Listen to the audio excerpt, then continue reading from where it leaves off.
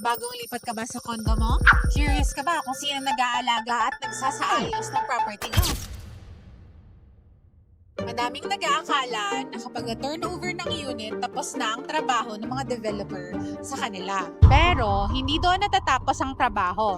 Kasi may property management team na mag-aalaga ng buong building. Sila ay nagsasaayos ng maintenance, ng cleaning, ng security, ng utilities ng buong condo. Kung may sira yung elevator, yung ilaw, o may kailangang ayusin sa hallway, sila yung tumatawag ng mga technicians.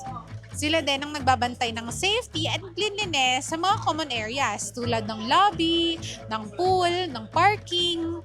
Kaya kahit hindi mo sila kilala, malaki ang tulong nila para mas komportable, maayos at secured ang condo living mo araw-araw. At syempre, dun din napupunta ang binabayad mong association dues para tuloy-tuloy at maayos ang services.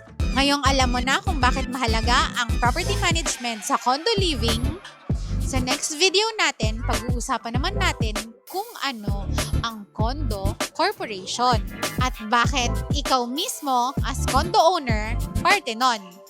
Comment condo corporation sa baba kung gusto mong gawan ko ito ng next video. That's it for today.